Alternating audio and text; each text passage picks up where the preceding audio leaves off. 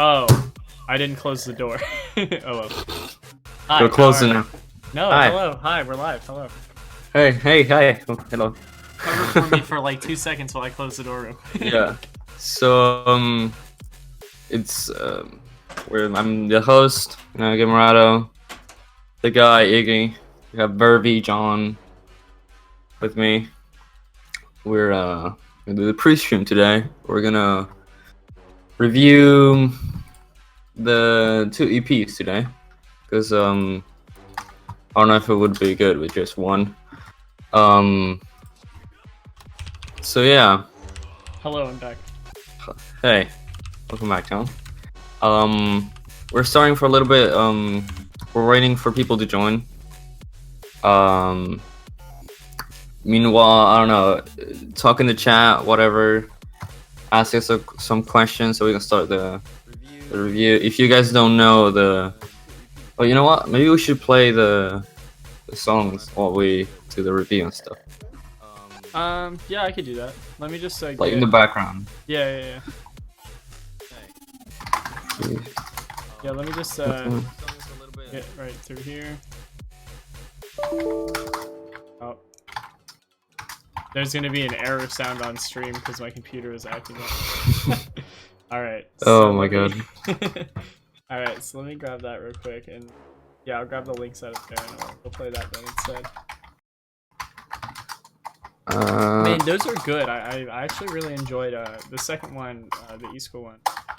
Yeah. I'm not usually kind of, I don't know what genre, I guess kind of like bass influenced. What genre would you call these? It's weird. I would call it like well, Iska. It's more like dubstep. You can hear like dubstep influences in the his songs. But then like it's the Tudiskava EP. I think it's called like neuro stuff. I don't know. It's just like neuro in itself. And there's like a bunch of subgenres of neuro. Right. But yeah, it's interesting, especially the first one with sound design. Yeah, that was just sound design heavy. So I have the EP playing now. So we should. Oh, great. So I guess we're gonna start with the Tudiskava EP by wait, let me get it up real quick, by Clockwise, Rain, and Borso. That's the guys that made like the original Tudiskava that we actually played on the podcast episode on I think the first one or the second one or something. I really okay. My lights are flickering in my room. So if I die out of nowhere, you know why? Holy crap! Yeah, I don't know what's happening. Problems. The grid. Yeah, the grid. And then okay, the EP comes with Tudiskava VIP. I don't know if, John, you actually listen. I don't know if you listened to the original Tudiskava, but it doesn't matter. I can just say. I guess not. Yeah. And then we have the Echo remix, the Velum remix. I don't know how to pronounce these names. And Copycat remix and Culprit remix. And I was actually really surprised to see Culprit on it. I was like, whoa, because these dudes are usually like very well. Culprit is still underground, but you know it's like one of the bigger dudes in the neuro dubstep kind of thing. Right. It's dope. That's dope. So yeah. Yeah, and I mean, that one was that. I gotta say, like, first impression was. This is gonna sound pretty bad, I guess. First impression was sort of just like one of these bass heavy. Oh, they're gonna throw panned hi-hats at me. Oh, they're gonna throw panned wooms at me. You know? It's like I'm very familiar with the style, and I've never loved it. But as I got a little bit deeper into the EP and as the different remixes came, like as I was listening to different remixes, I was like, oh, there's a lot of creativity here that I was dismissing initially. So I really felt like by hold on, if I pull up the track list right here, I know like which one it was, but I don't remember the name of the artist. I gotta pull it up real quick.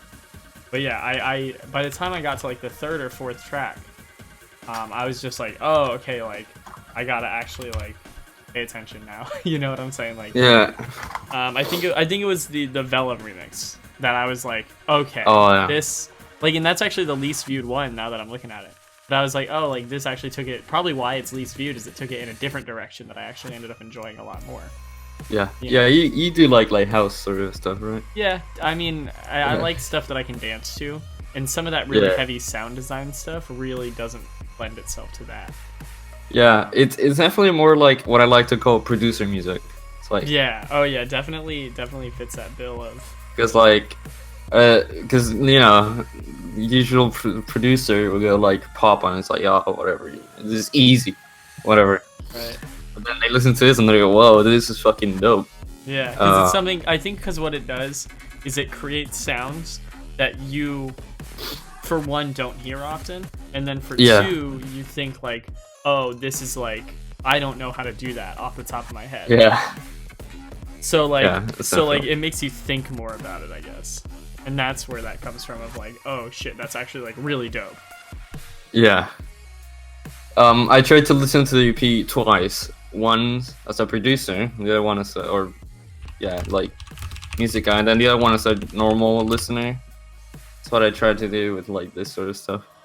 And as a producer, this is yes, you know.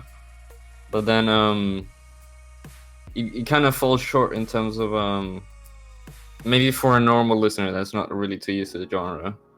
But like the Velam remix, I think will touch more with like normal kind of listeners. You know what I mean? Right. Or the Copycat remix as well. It's like neuro hop. It's like hip hop oriented sort of stuff. Right. And then the Tudiskava EP VIP could maybe resonate a little bit more with like trap influence that it has. So with like the groove and thing. So I'm guessing the Velam remix is your favorite, right? Yeah, I mean that was definitely my favorite out of those. Just because it, like I said, brought that little bit different direction to it that I hadn't really thought, you know, that sound would be good for. Yeah. I think I don't know if I have a favorite on the list. I'd say the Copycat remix maybe did it more for me.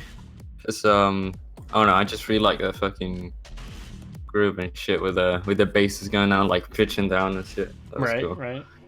I think my least favorite was the Culprit remix because I don't know, except for the second drop. Dude, I feel the exact same way, and that's like the most viewed one. That's like the one that got almost twice as many views as most of the other tracks. Yeah. And it's like, I mean, I know Culprit has a following, and I've definitely heard of him, like outside of just the SoundCloud scene. But, I did not like that at all. I guess it's very for his people, you know. Yeah. And his people is just a larger group of people than the other people. You know. Yeah. so you know, if he makes a remix that's really for those guys that really like that stuff, then 11,000 of those guys must have really enjoyed that remix. You know. Yeah, man. But I mean, like I said, I mean they're all good. But that's what I was like. I don't know. Don't love that one. Yeah. What I didn't really dig about the Culprit remix is like he didn't do too much compared to the original, because like you hear the intro on the song, it's kind of the same as a normal song, but like has more like kind of breakbeat kind of drums, which kind of ruined it for like that part at least. Kind of I didn't really like, because I really like the groove on the first song. It's like like it's kind of like, you know, like going and stopping. Right. It's kind of that groove, and I don't know. I feel like he kind of didn't do it for me on that part with the drums and stuff, like going to whatever. Yeah, I like your attempt to recreate a very interesting sound. And then the Tudiskava EP, I prefer more the original in my opinion, because I really like the original. It's like yes. Also, what I feel like, I don't know, this guy pulled it off real well, but like if you think about it, if you listen to the original, you don't think like, okay, there's gonna be a remix EP of this, you know what I mean? Because like sometimes in some songs you can feel it, Like, honestly, I can respect doing an EP that's all new content as well. yeah, I don't really enjoy when I open up an EP and two or three of the songs are singles that had come out before, and then there's only like one new song on it. yeah, I'm pretty sure this entire EP was all new, including the VIP. So yeah, they didn't even have the original song on the EP, which I really like that, because then it's like I didn't listen to them before, but like, okay, this is like new, this is all new, yeah, and if I was a follower, I would have had 5 brand new songs to listen to, as opposed to, okay, this one's the original and this one was a remix that was out before and I only have 2 new songs to listen to. yeah. So I definitely can respect that. All right. So and then like moving on to the Echo remix. I kind of like the sort of chill vibe it has on the drop. Like, it still has like Nero stuff, but it's like more bumped down a little bit. You know what I mean? I don't know if you got the same feeling. Yeah, I mean, I think this one was part of the reason I kind of was bored initially. Is like the initial track, or the VIP, is just like, it's just one of those sound designy, and then the Echo remix didn't help that. It just continued that. It, not in the same way. It had its merits, but it was the same general style. That's not something that I love. Yeah. So for that one, it's a pass. No, but for that one, it was definitely like, okay, this is more of this, and then am I even gonna like the rest of this EP? Which I guess brings even more merit to the Vellum EP for bringing me back around to thinking like, oh, I actually enjoy something about this. I like the villain one a lot. It's like I think that's my second one. It's like it's a really cool like reimagining of the first one, because like it's like it still has the same vibe going on, but it's like that like techno-ish sort of vibe that I dig a lot. And I like dark. I'm definitely gonna check. Yeah.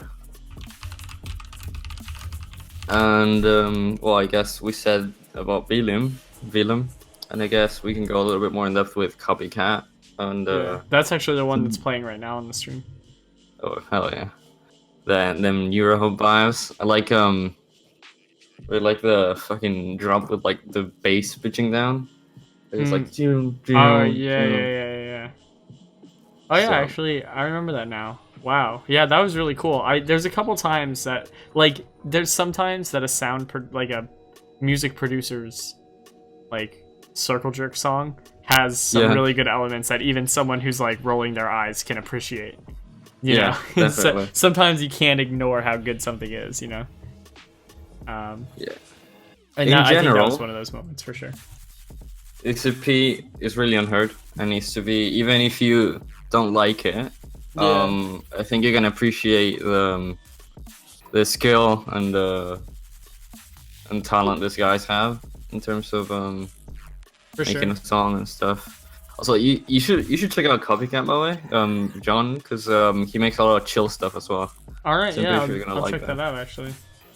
Actually, that's how I found him, and then I didn't know he did like Neurohub. Oh, that's funny. Pretty cool. Yeah. And let's move on to the Iska Clocked EP now. You want to start? Nah. Alright.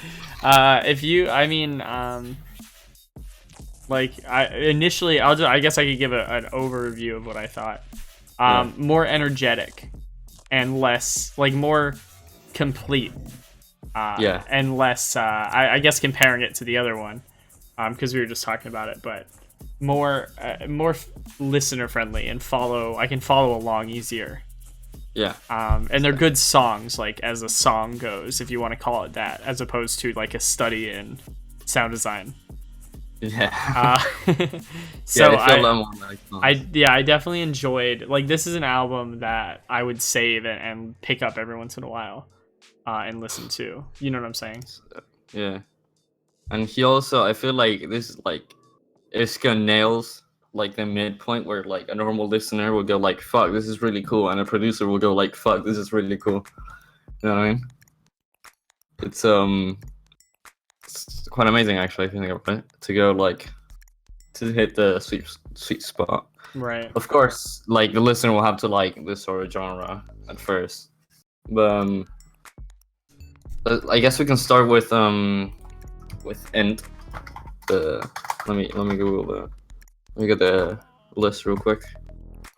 It's gonna start with End or with by Iska on the EP. Right. Like the fucking when I first heard it, like the glitchy melody voice thingy on the intro, Right. I was not expecting it at all. I was like, wait, what the fuck is this? There's And a then when lot. There's a lot Yeah. of vocal on this Yeah. on this EP that gets chopped and used in ways that are just really great. Yeah. At first I was like, wait, what the fuck? And then I listened to it more and I was like, fuck, this is really, really cool. Yeah. Because it's like a new way of doing like a melody. So that I've never actually heard before. So it's a really dope idea. And then the drop came with like the fucking bass and all like wow. And it's like Fell out of your That's chair it. shaking. Yeah. I was actually on my car, listening to it. We were like coming home from the trip I had to Chile, and I was listening to that, and then I started like headbanging on the car, and my brother looked at me like, "What the fuck are you doing?" Right. Sometimes can't the music control is myself. too good to resist. I really like. Also, what I really like about Iska in general, his dubstep. He makes dubstep. That's pretty clear. Right. His sound is dubstep, but it's like you can do because like I feel like nowadays dubstep and trap and all that. There's a genre. Those are like genres that are very unexplored, even though they're like people just like kind of go with the same thing. And dubstep in particular is just something you can go so far with, and I feel like a lot of people just don't take the extra mile to explore. I think what it came down to is it lost a lot of visibility. Yeah, And a lot of the incentives that artists had are now exactly. reduced. So while there was 50 imprints trying to sign 1,000 artists in 2011, 2012, even 2013, now it's kind of reversed back into an underground SoundCloud thing only. Yeah. And Yeah. while that's cool, and while that has a lot of integrity to it, and the music is made just out of pure, love of hearing the music, there's also no career in it per se. Exactly. I mean, also, but you know what I mean? Like, I feel like Iska's blowing up because he actually has an original dubstep sound. But because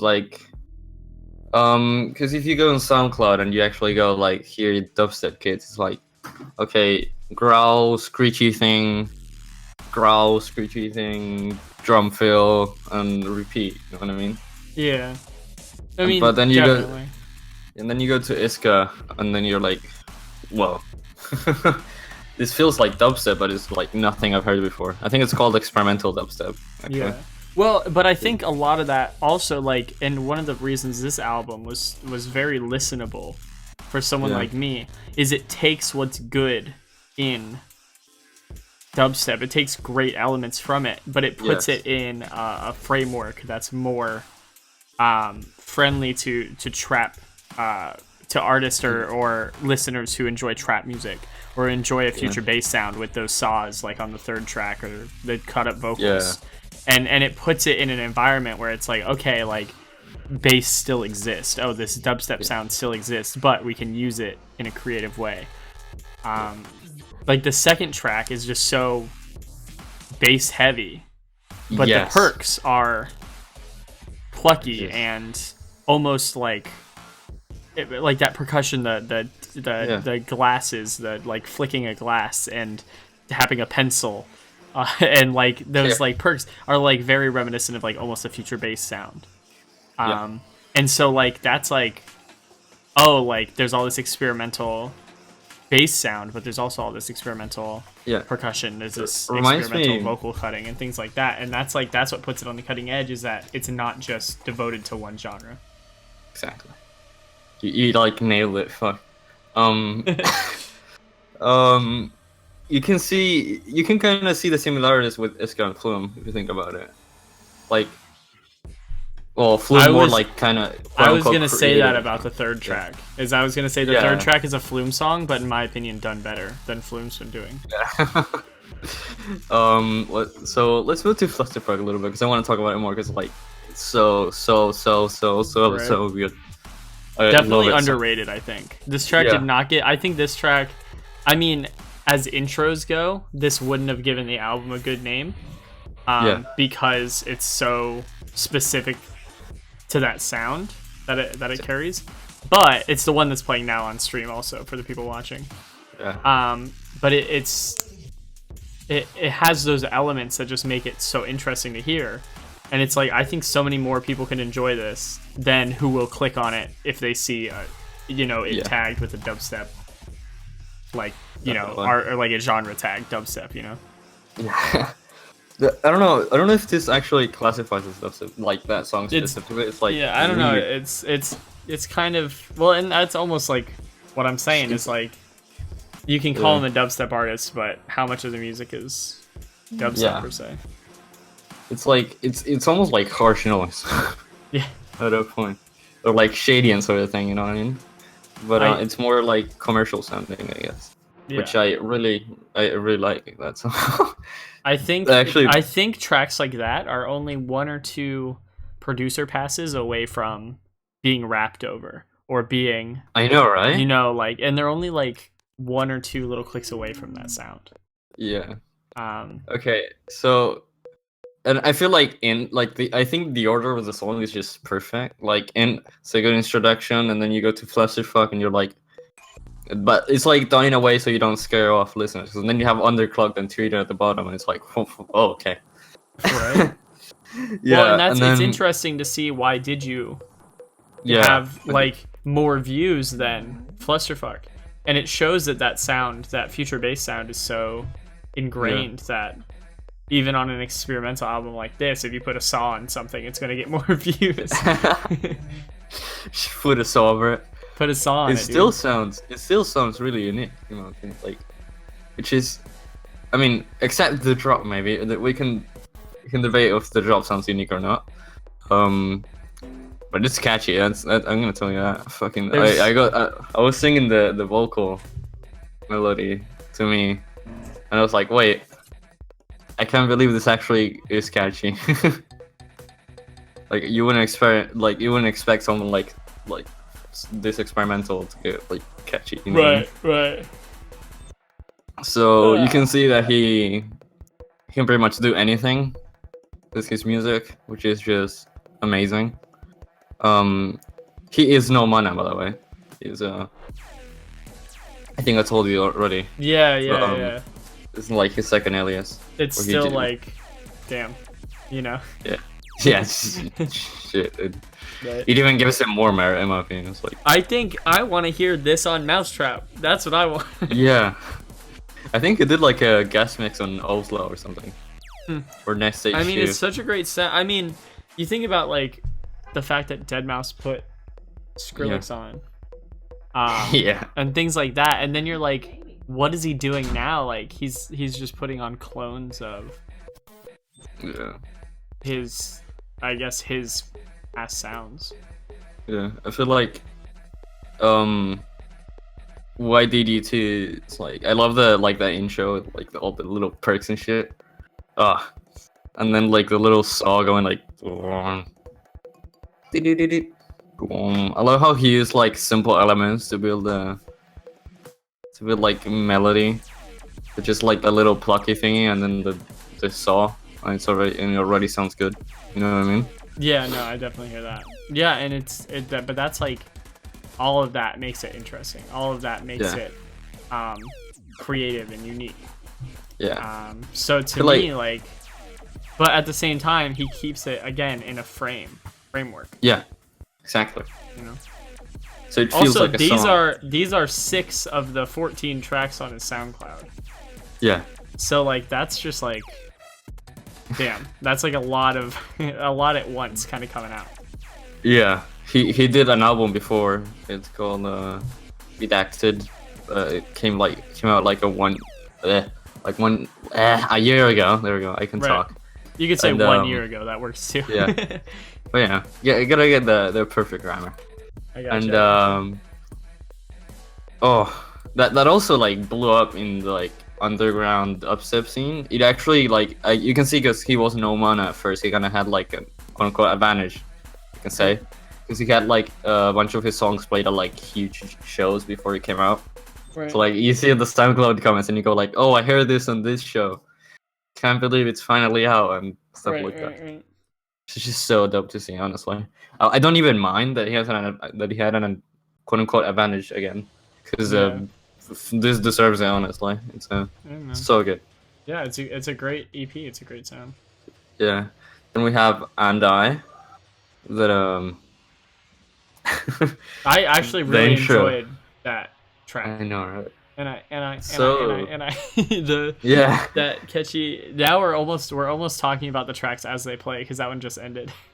So Oh, I shit. have it stuck in my head. But yeah, it's a track that definitely it uses almost a repetitive or a Yeah. annoying sound, but it uses it in that chopped way that is like, oh shit, it's like banger. Oh fuck. It's like very. Well, with this, you can hear like the Iska style. Like you hear this, and then you hear something similar to this, and you're gonna say this sounds like Iska. You know what I mean? Right. Like this is like a very good introduction. Like if someone asks who is Iska, just show them this EP.